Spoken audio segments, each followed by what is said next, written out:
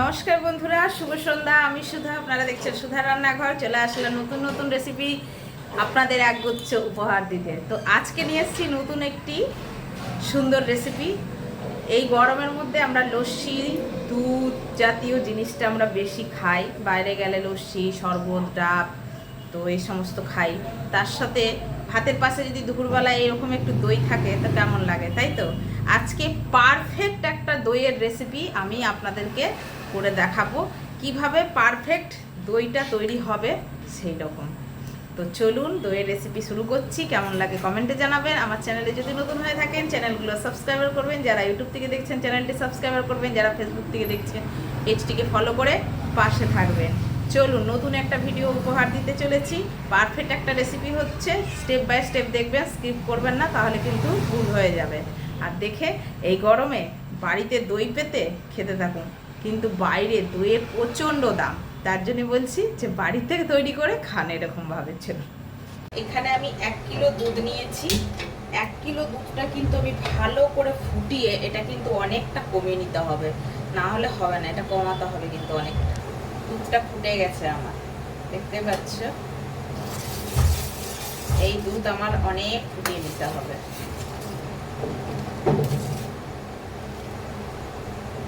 দুধটা কেমন ভাবে ফুটছে দেখো বন্ধুরা। শুধু মাঝে মাঝে একটু নেড়ে দিবে যেন না সর পড়ে।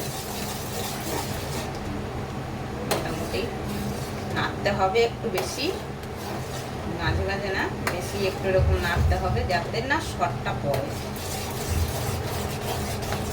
দুধটা কতটা মারছি দেখো বন্ধুরা, অনেকটা মারা হয়ে গেছে। এবার এর মধ্যে একটু চিনি মেশাবো। 1 কিলো দুধ আছে। 1 কিলো দুধটা মেরে এটা কিন্তু আমার ওই 700-র কাছাকাছি নিয়ে আসতে হবে। তো এখানে আমি 2 কাপ চিনি দিলাম। এই চিনিটাই আমার মিষ্টি হয়ে যাবে। 2 কাপ, চায়ের কাপে 2 কাপ চিনি। এটা আর দরকার নেই। এই দুধটা আরো মারবো আমি। এটার ভিতরে কটা এলাচ দিয়ে দেবো, এই যে 4-5টা এলাচ। দুধটা আমি ওদিকে ট্রান্সফার করে দিয়েছি। আর এইখানে একটা ফ্রাই প্যান বসিয়ে নিয়েছি, একটু ক্যারামেল তৈরি করে নেব। দুধে কিন্তু কালারটা আনার জন্য এরকম করে ক্যারামেল তৈরি করে নিতে হবে।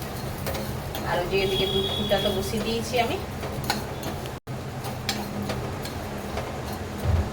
চিনিটা কিন্তু গুলে ক্যারামেল তৈরি হয়ে যাচ্ছে।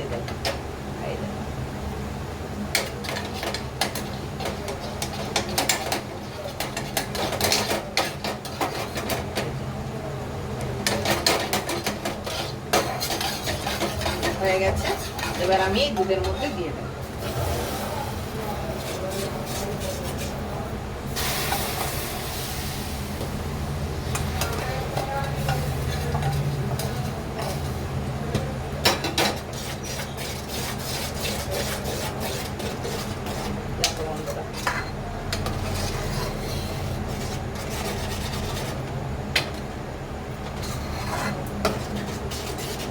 দুধটা আমি কতটা ফুটিয়ে কম করে নিয়েছি বুঝতেই পারছো বন্ধুরা। এতটা কিন্তু দুধ ছিল আমার। পুরো ফুটিয়ে আমি একদম এইটুকু করে নিয়েছি। এবার এই দুধটা আমি একটা থালায় বা পাত্রে বা যাতেই হোক ঢেলে এটা আমি ঠান্ডা করতে দেবো। হয়ে গেছে আমার এটা করা। এই যে জলের থালা দেখতে পাচ্ছ, জলের থালার ভিতরে এবার আমি এই দুধটা ঢেলে ঠান্ডা করতে দেব। একবারে ঠান্ডা হবে না, উষ্ণ উষ্ণ গরমটা আমার দরকার। কিন্তু এটা আমি এখন ঠান্ডা করতে দিয়ে দেব। এইরকম দুধ কিন্তু আমার ঠান্ডা হয়ে গেছে। এই যে এখানে আমি রেখে দিয়েছি, হালকা উষ্ণ গরম আছে।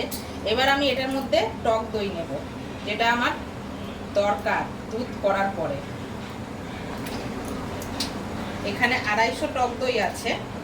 আমি ওই 200-র মতন দিলাম। দিয়ে এটা আমি ভালো করে ফেটিয়ে নেব। এই যে দুধটা আমি রেডি করে রেখেছি, এটা আমি আঙুল দিয়ে দেখাচ্ছি, এটা উষ্ণ গরম হয়ে গেছে। আর এই যে 200-র মতো টক দই নিয়েছি, আমি ভালো করে ফেটিয়ে নিয়েছি, এটার সঙ্গে আমি মিশিয়ে দেব।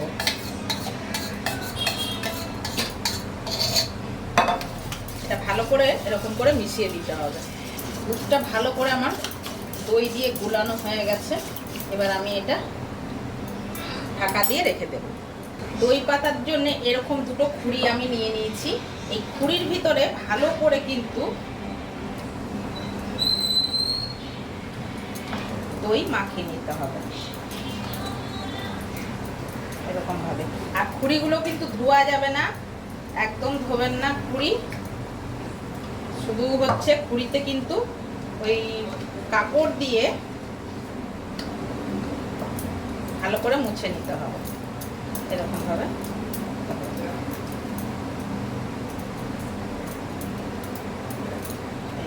রেডি হয়ে গেছে। এবার আমি দুধটা খুঁড়ির ভিতরে ঢেলে দেব।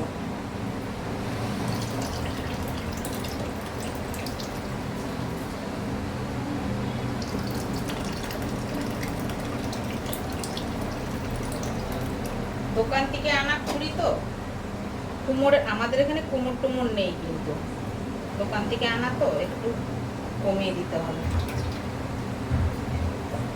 এই দুটো খুঁড়িতে হয়ে আরো একটু হয়েছে। এবার এটা আমি ভালো করে ঢাকা দিয়ে এটা রেখে দেব একবারে গরম জায়গায়। এই যে এখানে রেখেছি, এবার ঢাকা দিয়ে সারা রাত আমি এরকম রাখবো। দেখা হচ্ছে কালকে সকালে। যে এইখানে রেখেছিলাম, এবার এগুলো আমি ফ্রিজে ঢুকাবো। ফ্রিজ থেকে যখন বার করব তখন কিন্তু আমি দেখাবো। চলে এসছি নিয়ে লাস্ট ফিনিশিং। তো এইরকম করেই ঢুকিয়ে দিয়েছিলাম, দেখা যাক কতটা পারফেক্ট হয়েছে দইটা। অবস্থা দেখো বন্ধুরা,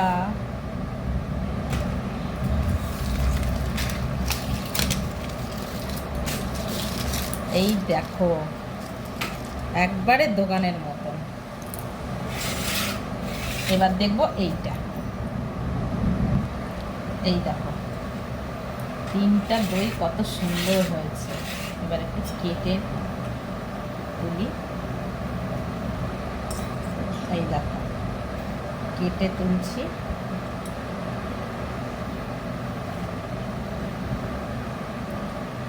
অসাধারণ অসাধারণ। একটু খেয়ে দেখি সবার আগে। দারুণ সুন্দর হয়েছে, দারুণ টেস্ট। এ বলে বোঝানো যাবে না এই টেস্ট, আর এই টেস্টের ভাগ দেওয়া যাবে না। অবশ্যই এরকম করে তৈরি করবে আর আমাকে কমেন্টে জানাবে কেমন হলো। আজকের মতন বিদায়, বাই বাই।